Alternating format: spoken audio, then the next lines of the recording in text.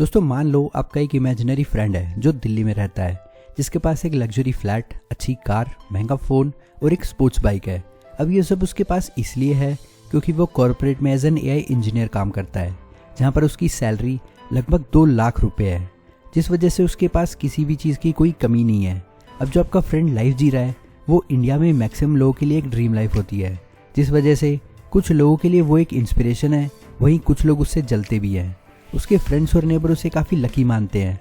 अब एक दिन क्या होता है कि उसकी वाइफ की अचानक से तबीयत बिगड़ जाती है। वो हॉस्पिटल जाता है तो उसे पता चलता है कि उसकी वाइफ को 2nd स्टेज कैंसर है और अगर ट्रीटमेंट तुरंत नहीं कराया गया तो आगे बहुत ज़्यादा कॉम्प्लिकेशंस हो सकते हैं और शायद जान भी चली जाए। इस पूरे ट्रीटमेंट का खर्च उसे 15 लाख रुपए बताया गया, जो देखा जाए तो उसके लिए कुछ बड़ी बात नहीं होनी चाहिए। लेकिन उसकी सैलरी की असली सच्चाई क्या थी वो बस आपके फ्रेंड को ही पता थी। मतलब सैलरी तो उसकी पूरी है 2 लाख रुपए, लेकिन वो अपनी इस सैलरी से हर महीना अपनी फ्लैट, कार, स्पोर्ट्स बाइक और फ़ोन की ईएमआई भरता है और जो बाकी का पैसा बच जाता है उससे वो पार्टी और घूमने फिरने में उड़ा देता है। मतलब आपके दोस्त की फाइनेंशियल प्लानिंग एकदम ज़ीरो थी। और सबसे बुरी बात, वो अपने फ्रेंड्स और नेबर से कुछ हेल्प भी नहीं मांग सकता था क्योंकि वो उन लोगों के लिए एक आइडियल लड़का था जो अच्छा खासा कमाता था। इसलिए उसे मजबूर होकर 15 लाख रुपए का लोन उठाना पड़ा, जिससे उसकी वाइफ का ट्रीटमेंट तो हो गया, लेकिन 7% के हिसाब से उसे 1,05,000 रुपए का इंटरेस्ट हर महीने देना पड़ रहा था और उसके ऊपर बाकी की ईएमआई चल रही थी वो अलग। अब यहाँ कर उसे रियलाइज़ हुआ कि अमीर दिखने से ज़्यादा इम्पोर्टेंट अमीर बनना होता है लाइफ में। आपके दोस्त की तरह न जाने कितने ऐसे लोग हैं जो इस डेट ट्रैप में फंस चुके हैं, और वो भी किस लिए? ताकि लोग आपके खरीदी हुई चीज़ों को देखकर आपको अमीर समझें, आपकी तारीफ़ करें। क्योंकि सोशल मीडिया में आजकल यही तो दिखाया जाता है, जिसकी कार जितनी महंगी होगी, जिसका घर जितना शानदार होगा और जो अलग अलग कंट्रीज़ में ट्रिप करेगा, सबसे ज़्यादा लाइक्स और कमेंट्स वही बटोरेगा। बट अमीर दिखने की आदत इतनी बुरी है, ये कब आपको डेट ट्रैप में फंसा देती है आपको पता ही नहीं चलता। अब ऐसा नहीं है कि ये स्टेटस गेम बस इंडिया में चलता है। 2021 की फेडरल रिजर्व की एक स्टडी के according around 70% young people in developed countries like UK and USA अपनी लाइफस्टाइल को मेंटेन करने के लिए अपने क्रेडिट कार्ड्स और लोन का सहारा ले रहे हैं। बट वहीं अगर आप दुनिया के कुछ टॉप अमीर लोगों को देखोगे, ये वो अमीर है जिनके पास एक्चुअल में वेल्थ है। वो इतने सिंपल आपको दिखेंगे कि अगर वो इंसान जो इनको ना पहचानता हो उसके सामने अगर वो आ जाए तो उसको पता ही नहीं चलेगा कि ये एक करोड़पति इंसान है, क्योंकि उनको पता है कि साधारण दिखने का मतलब गरीबी से नहीं, स्मार्ट लिविंग से होता है। दोस्तों अब इन असली अमीर लोगों की स्टोरी एक एग्जाम्पल से समझते हैं कि पैसे होने के बावजूद गरीब दिखना क्यों ज़रूरी होता है। वॉरेन बफेट, बिल गेट्स और मार्क ज़करबर्ग, इन तीनों में क्या कॉमन है? अब तीनों ही अरबपति हैं, एक ही देश के हैं और तीनों ही इंसान हैं। एक और चीज़ जो इन तीनों में कॉमन है और वो सभी अरबपतियों में नहीं होती, और वो है इनका रहने का तरीका, इनका रहन सहन। इतने अमीर होने के बावजूद ये सिंपल और ईजी लाइफस्टाइल प्रेफर करते हैं। अब मैं स्पेसिफिकली बात करूँ तो आज के टाइम पे वॉरेन बफेट के पास 13 लाख करोड़ की वेल्थ है, लेकिन जो लोग इन्हें नहीं जानते और ये उनके सामने आ जाए तो उन लोगों को लगेगा कि वो किसी नॉर्मल आदमी के साथ बैठे हैं। इनके पास इतने पैसे हैं कि वो जब चाहे दुनिया के किसी भी महंगे से महंगे होटल या रेस्टोरेंट से सबसे महंगा खाना ऑर्डर करके खा सकते हैं, लेकिन फिर भी वो एक सिंपल डाइट लेना पसंद करते हैं, सस्ता बर्गर खाना पसंद करते हैं जो 100-200 रुपये का आ जाता है, और 10 रुपये वाला कोक पीते हैं। बिल गेट्स भी इतने अमीर हैं जो जब चाहे जहाँ चाहे बड़े से बड़ा होटल खरीद सकते हैं, लेकिन अक्सर वो मामूली से होटल की लाइन में खड़े होकर खुद से खाना ऑर्डर करते हैं। वो जैसे चाहे जिस भी ब्रांड के चाहे कपड़े खरीद कर पहन सकते हैं, लेकिन वो सिंपल से कपड़े पहनना पसंद करते हैं। फिर मार्क ज़करबर्ग, जो वॉरेन बफेट से भी अमीर हैं, उनकी वेल्थ 18 लाख करोड़ से भी ज़्यादा की है, फिर भी वो कभी भी फैंसी कपड़े नहीं पहनते। हर बार वही सेम ग्रे कलर की टी शर्ट और जीन्स में दिखते हैं। अब इन तीनों के पास इतना पैसा होने के बावजूद ये कभी भी शो ऑफ करते हुए नहीं दिखते। अब ऐसा तो बिल्कुल भी नहीं है कि अगर ये शो ऑफ करेंगे तो इनके पैसे खत्म हो जाएंगे। इनफैक्ट ड्यू टू कंपाउंडिंग इनकी वेल्थ वक्त के साथ साथ बहुत तेज़ी से बढ़ रही है। तो दोस्तों अब सोचने वाली बात ये है कि एक तरफ तो इनकी वेल्थ इतनी तेज़ी से ग्रो हो रही है, लेकिन फिर भी ये वही सिंपल लाइफस्टाइल फॉलो करते हैं जो वो तब फॉलो किया करते थे जब इनके पास कुछ भी नहीं था। तो इनके पास इतनी दौलत है जो कभी भी खर्च करने से ख़त्म नहीं होगी, तो ये उसे दिखाते क्यों नहीं है, या खर्च करके लाइफ एंजॉय क्यों नहीं करते? और अगर खर्च नहीं करना था तो इतने पैसे कमाने का मतलब ही क्या है? तो अमीर लोगों के सीक्रेट को आज हम इस वीडियो में डिटेल में डिस्कस करेंगे और ये भी जानेंगे कि हमारे लिए भी सिंपल दिखना क्यों ज़रूरी है, क्यों हमें आपके इमेजिनरी फ्रेंड को फॉलो नहीं करना चाहिए। तो वीडियो को एंड तक ज़रूर देखना और वीडियो पसंद आए तो लाइक ज़रूर कर देना। जिससे कि यूट्यूब आपको ऐसे इंपॉर्टेंट वीडियोस रिकमेंड करेगा। चैनल को सब्सक्राइब कर लेना ताकि आप कोई भी वैल्यूएबल वीडियोस मिस ना कर दो। So like always, let's get started. Reason number 1, the poor struggle with insecurities that rich never experience. दोस्तों, इस रीज़न को जानने के लिए हम एक एग्जाम्पल देखेंगे जो हम ले रहे हैं from the book the psychology of money से, जिसमें ऑथर लिखते हैं कि जब वो एक होटल में काम करते थे तब वहाँ उन्होंने एक यंग बिलियनियर देखा जो एक काफ़ी महंगी स्पोर्ट्स कार चला रहा था, जो कि काफ़ी ऑब्वियस है वो चीज़ काफ़ी लोगों का अटेंशन ग्रैब कर रही थी, क्योंकि इतनी कम उम्र में किसके पास ऐसी महंगी स्पोर्ट्स कार होती है। लेकिन फिर एक दिन वही यंग बिलियनियर एक सस्ती सी होंडा कार में आया और फिर उसी कार में काफ़ी दिन उसको देखा गया। तब ऑथर ने उस लड़के से पूछा कि तुम्हारी उस स्पोर्ट्स कार का क्या हुआ। तब उस सो कॉल्ड यंग बिलियनियर ने जवाब दिया, अरे उसको तो बैंक वाले उठा के ले गए लोन की पेमेंट नहीं करने की वजह से। और ये सब बताते टाइम उसके चेहरे पे बिल्कुल भी शर्म या रिग्रेट नहीं था। उसने ये सब कुछ इस तरह से कहा कि जैसे कुछ हुआ ही ना हो। और तब ऑथर को रियलाइज़ हुआ कि दुनिया में ऐसे नकली लोग भरे पड़े हैं जो अपने आप को सिर्फ रिच दिखाने की कोशिश कर रहे हैं। और इससे हमें यहाँ एक बात सीखने को मिलती है कि अगर आप किसी के पास स्पोर्ट्स बाइक या कार देखते हो या कोई ऐसी चीज़ देखते हो जो कि काफ़ी एक्सपेंसिव है, तो हो सकता है कि वो अमीर है, लेकिन एक्चुअल में आप उस इंसान के बारे में सिर्फ एक चीज़ जानते हो कि उसकी वेल्थ में से वो ह्यूज अमाउंट कम हो चुका है, यानी वो पहले जितना अमीर था अब उससे कम अमीर है। या फिर ये भी हो सकता है कि उसने इस एक्सपेंसिव आइटम के लिए लोन लिया हो, मतलब ना ही वो पहले अमीर था और ना ही अब अमीर है। अब वो बस उस स्पोर्ट्स कार या बाइक को खरीदने के बाद और ज़्यादा कर्जे में डूब गया है। और आप जितने भी शो ऑफ करने वाले लोगों को देखते हो वो सभी इस कैटेगरी में आते हैं, क्योंकि आज की सोशल मीडिया वाली फेक रिच सोसाइटी में हम बहुत ही जल्दी लोगों को जज कर लेते हैं कि जिसके पास अच्छी कार, बाइक या एक शानदार घर है वो एक्चुअल में अमीर है। लेकिन मोस्ट ऑफ द टाइम वो सो कॉल्ड अमीर कर्जे में डूबे हुए होते हैं और अपना कर्ज उतारने की टेंशन हमेशा उनके दिमाग में रहती है। दोस्तों, आज जो आप अपने आसपास आईफोन यूज़र्स को देखते हो जो 1-1, 1.5 लाख रुपए का फ़ोन यूज़ कर रहे हैं, हो सकता है कि उनके अकाउंट में 1 लाख रुपए भी ना हो, क्योंकि आज EMI ऑप्शंस बहुत ईजीली अवेलेबल है। तो जब लोग कहते हैं कि मैं बहुत ज़्यादा मेहनत करूँगा और करोड़पति बनूंगा, तो उनके बोलने का एक्चुअल में ये मतलब होता है कि मैं बहुत ज़्यादा मेहनत करूँगा, 1 करोड़ रुपया कमाऊँगा और उस 1 करोड़ रुपए को खर्च करके एंजॉय करूँगा, जो कि उनकी बात का एग्जैक्टली ऑपोजिट होता है। क्योंकि जो अच्छा पैसा कमाता है और फिर उसे एंजॉयमेंट के नाम पे उड़ा देता है, तो वो अमीर कैसे हुआ, वो तो फिर से ज़ीरो हो गया। तो इसे हमें यहाँ पर एक लेसन सीखने को मिलता है कि अगर आप लोगों को दिखाने के लिए खर्चा करते हो कि देखो मैं इतना अमीर हूँ, तो उस चक्कर में आप सबसे जल्दी गरीब हो जाओगे। क्योंकि रियल वेल्थ वो होती है जो आपके पास अब भी है, जैसे कि वो पैसे जो आपके बैंक अकाउंट में अब भी है, या वो अच्छी कंपनीज के क्वालिटी स्टॉक्स जो आज भी आपके डीमैट अकाउंट में हैं और आपकी वेल्थ को आए दिन टाइम के साथ साथ बढ़ा रहे हैं। तो यहाँ पे आपको पहला लेसन समझ में आ गया होगा कि रिच लोग क्यों अमीर दिखने की कोशिश नहीं करते, क्योंकि गरीब लोग अपने पैसे की कमी की इनसिक्योरिटी को छुपाने के लिए अमीर दिखने की कोशिश करते हैं और वो दूसरों को नहीं अपने आप को बेवकूफ़ बनाते हैं कि वो अमीर हैं, जिसके चक्कर में वो और ज़्यादा खर्चा कर देते हैं। क्योंकि अमीर दिखना अमीर बनने के कंपैरिजन में काफ़ी ज़्यादा आसान होता है और इस प्रोसेस में वो और ज़्यादा गरीब बनते रहते हैं। वहीं अमीर लोगों को वो इनसिक्योरिटी नहीं होती, क्योंकि उनको पता होता है कि वो रिच हैं, इसलिए वो अक्सर किसी को दिखाने के लिए नहीं बल्कि अपने खुद के लिए, अपनी हेल्थ, कंफर्ट और अपनी ग्रोथ के लिए खर्चा करते हैं, जो शो ऑफ के मुकाबले काफ़ी सस्ती होती है और उससे वो और ज़्यादा अमीर बनते रहते हैं।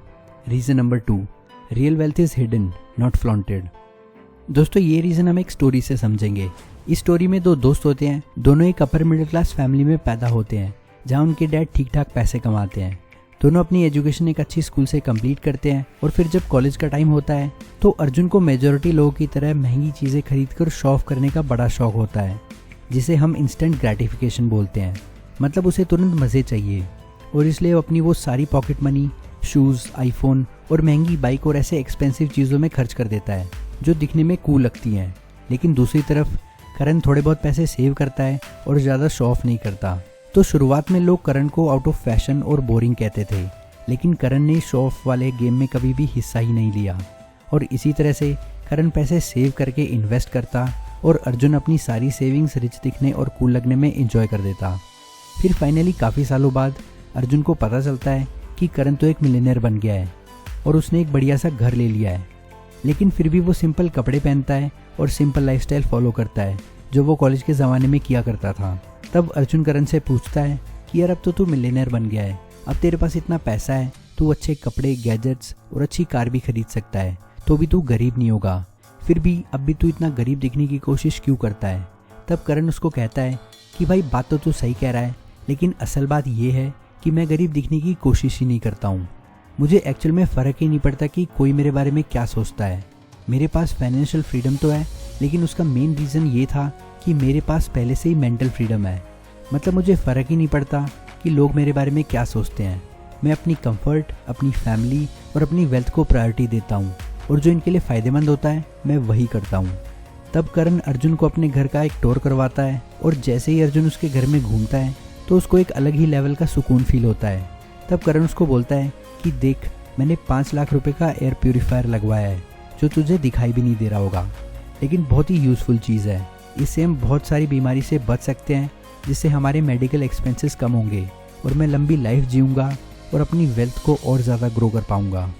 फिर करण अर्जुन को अपनी होम ऑफिस दिखाता है, जहाँ वो अपनी 3 लाख रुपए वाली एर्गोनॉमिक चेयर दिखाता है और कहता है कि भाई हर दिन मैं 8 से 10 घंटे काम करता हूँ, और अगर ख़राब कुर्सी पे बैठा तो बैक पेन और लॉन्ग टर्म हेल्थ प्रॉब्लम पक्का होगी, तो इससे अच्छा है कि यहीं इन्वेस्ट कर लूँ। तब अर्जुन हंसते हुए कहता है, मतलब तू अच्छी कार और ब्रांडेड कपड़े नहीं खरीद रहा, लेकिन पानी, हवा और कुर्सी पे लाख रुपए खर्च कर रहा है। तब करण कहता है कि हाँ भाई, मेरे हिसाब से यही असली लग्जरी है। मैं और मेरी फैमिली हेल्दी और फिट रहती है, जिससे मेडिसिन के पैसे बचते हैं और हॉस्पिटल्स के चक्कर भी कम होते हैं, और हमें कोई यूजलेस चीज़ों का स्ट्रेस भी नहीं लेना होता है। A calm mind, a healthy body and a house full of love, यही लाइफ की असली लग्जरी होती है। तब अर्जुन को रियलाइज़ होता है कि उसके पास एक महंगी कार है, महंगा आईफोन है और बहुत सारी शो ऑफ करने वाली चीज़ें हैं, लेकिन थोड़ा सा चलने पे उसको हमेशा ब्रीदिंग प्रॉब्लम होती है, और हर सुबह वो बैक पेन और मेंटल स्ट्रेस के साथ उठता है, क्योंकि उसको लोन की EMI भरनी है। अब दोस्तों, ये स्टोरी आपको सुनने में बहुत ही इंटरेस्टिंग लग रही होगी, लेकिन मेजॉरिटी लोगों का यही हाल होता है। तो ये था हमारा सेकंड लेसन, असली लग्जरी सिंपल होती है। Reason number 3, wealth grows where it is valued the most.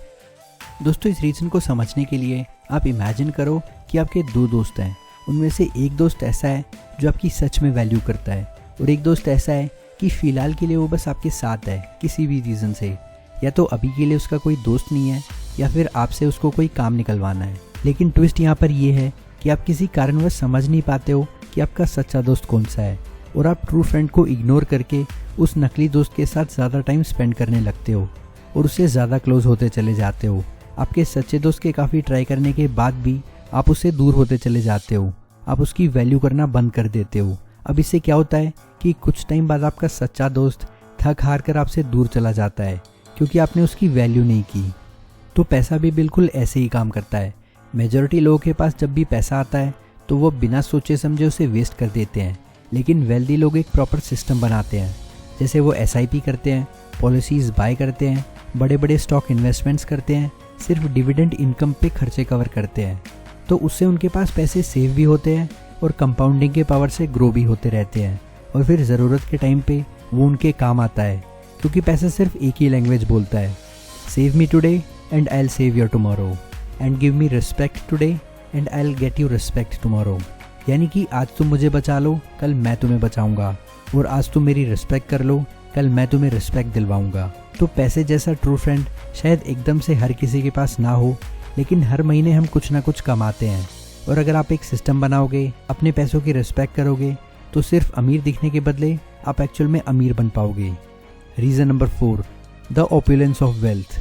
अब दोस्तों, ये बात रिच लोग अच्छे से जानते हैं कि आप पैसों को कितनी तरह की लग्जरीज और एंजॉयमेंट के लिए यूज़ कर सकते हो, लेकिन ये पैसों का मेन पर्पस नहीं होता, और इसलिए जब वो पैसों को अलग तरीके से यूज़ करते हैं तो वो हम लोगों को अजीब लगता है। जैसे विराट कोहली 200-300 रुपये वाला एल्कलाइन वाटर पीते हैं, जो इम्यूनिटी और डाइजेशन के लिए अच्छा होता है।